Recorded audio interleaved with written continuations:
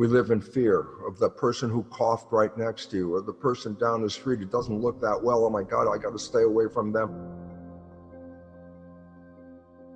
Every year, about 0.1% of the population will die from every flu that comes up every year.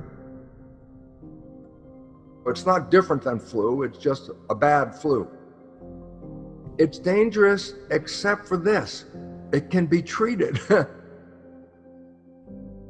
The coronavirus is a flu virus. And they want to say, it's not the flu. And I go, look, a flu has a range of symptomology. You've experienced that range yourself. Some flus, you don't even know you had the flu. The immune system takes it and runs with it so fast that it eliminates the symptoms even before they manifest. So you may have had flus in the past, didn't even know you had it, because the active immune system would eliminate it.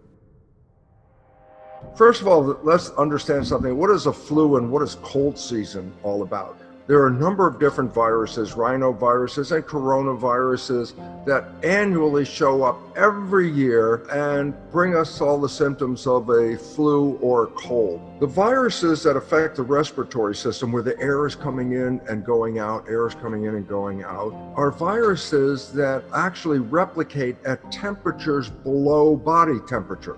When a virus of this cold nature infects a cell, it doesn't replicate at 98.6 or 37 degrees. That's too warm. So basically, if the temperature drops a couple of degrees, then the virus kicks in. So the virus doesn't operate at body temperature, it operates at a colder than body temperature. That's why flu season is associated with winter. The average person is going to have flu symptoms that range from, I didn't even know I had the coronavirus, to respiratory distress. That is a threatening problem. And respiratory distress means that the symptomology has pushed the system, and the respiratory influence of those viruses down your respiratory tract from your throat all the way down in your lungs is open for infection by this virus. It could get worse. It's dangerous except for this: it can be treated. So having respiratory distress is not the end problem. If you can get treatment, it'll go away. It's a bad flu. Coronavirus is a bad flu.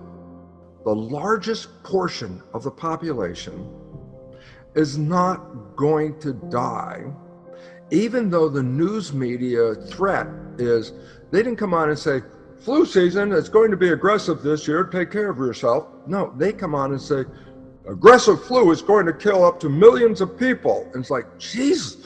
As soon as I hear that, it's like, okay, it's not every regular year now. It's like, I could die, millions of people, that includes me. And the fear is becoming a problem. But in some countries, they started testing everybody. But guess what they found? About 50% of the population that was tested had previously been exposed to this virus, but have no symptoms. In other words, there's a massive number of people, 50% of the population that was tested had already been exposed to the virus, and they had no symptoms.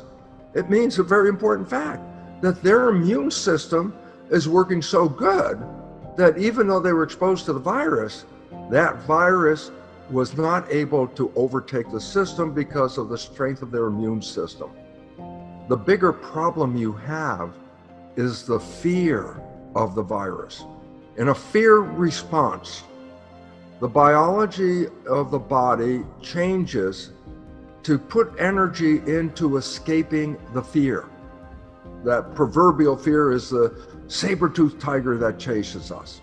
When the consciousness of protection is required, then the biology will adapt to a protection response. It shuts down the growth and maintenance of the body.